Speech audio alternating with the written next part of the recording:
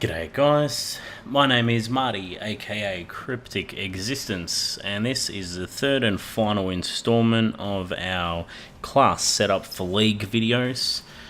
This time we're going to address capture the flag. So let's get going. First thing I would look at considering discussing mainly is your score streak setup. Capture the flag is really intense, and you need to be able to, shift the tide of the game just with one move. Something like a lightning strike or a hellstorm can get you 2 or 3 of the enemies down. And if you can do that while one of your players is pulling the flag, that will get you probably a cap, unless they completely clutch it. Sentry itself is, I would say, probably one of the most important score streaks. It helps you set up some sort of defense on your flag and effectively gets you a 5th person on the map. When you're running Death Machine or War Machine, you're running slow, you're not going to do very well.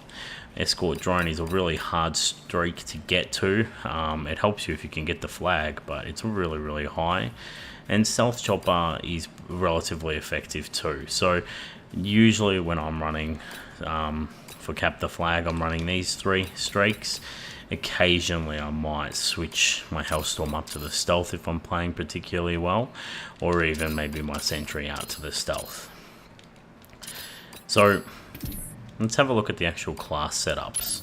And now you'll notice that my setup for camos and things is not really important. It's not that big a deal anymore, because again, if someone sees you, that's fine. You're not too stressed. In Search, it's a different story from the last week. So the first thing is probably one of my hero classes. I set this up when I finally hit my score streak of, say, a Sentry, because you need to get out some tac equipment to help it. So trophy system is invaluable.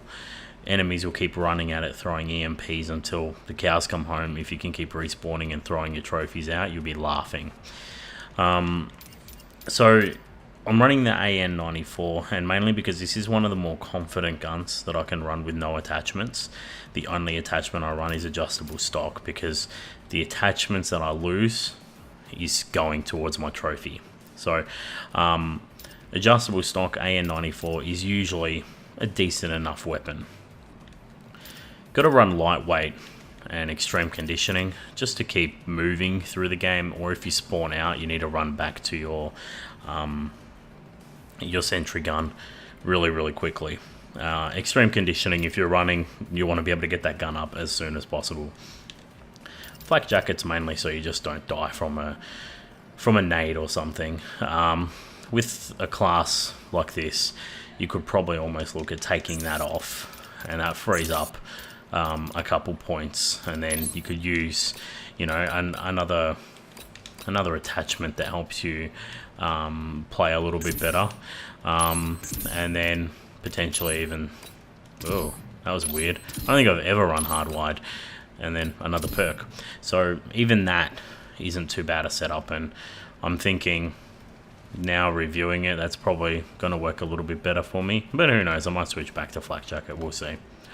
Long, this is pretty much almost identical to what it was, except toughness and reflex has been added in, minus the trophies. This is used to get that score streak to help you then protect the flag. So AN94, long lines of sight, it's amazing with a reflex, especially if you're burst firing if you need to at long sights, because those first couple bullets hit harder, which is really good. Adjustable stock, I run it on all my ARs, and lightweight and extreme conditioning is pretty much a given for any of these objective games.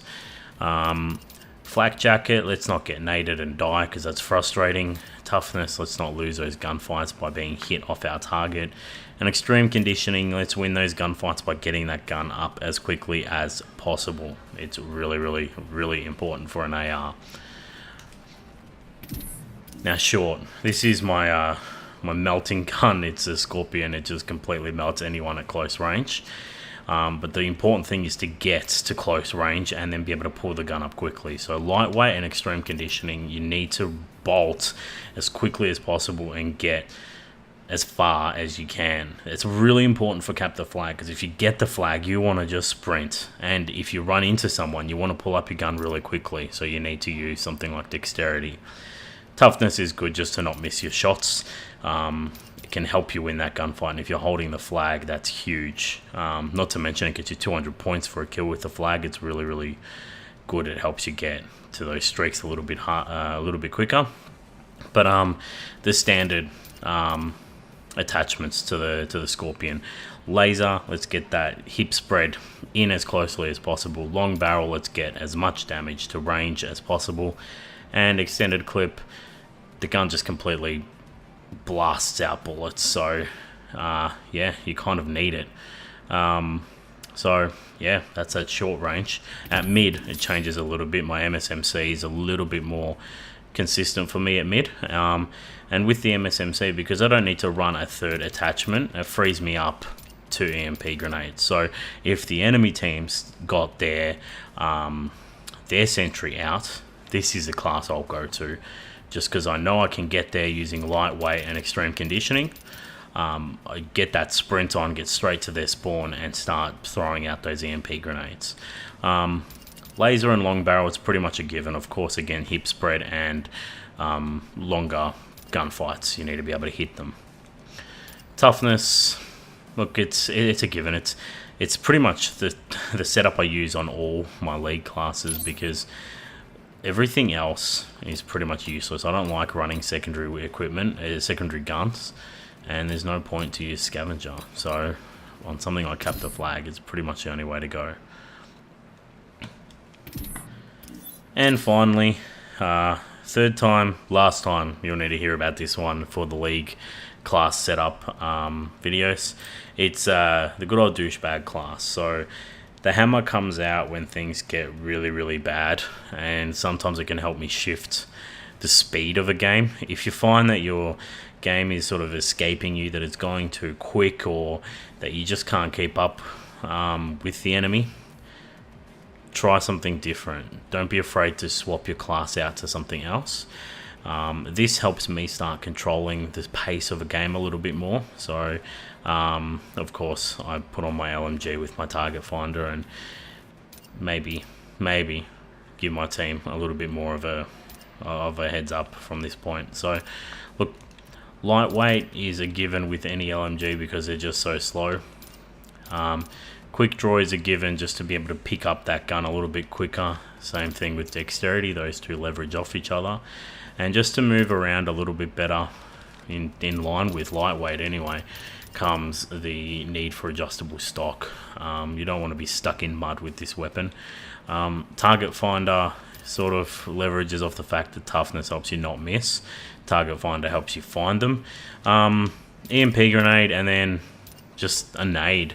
Sometimes you need to be able to just throw a random grenade somewhere and hopefully hit someone.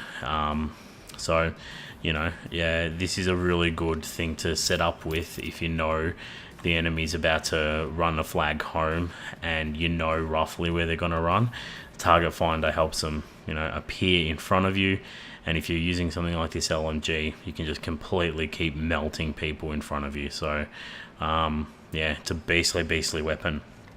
So, guys, that's it for the setup videos. I hope you've enjoyed them. It's been good fun. It's been a good hour of talking to my blank PlayStation screen. But look, guys, if you've liked them, I hope you really have enjoyed them. And look, guys, don't forget to favorite, like, subscribe if you're new here and have never seen this kind of stuff before. If you like it, don't forget to give me feedback on any of the class setups. See if you think that something else will help me more. But anyway, this is Marty, aka CrypticExistence, signing off for the day. And look, guys, I hope you have a good one. Cheers.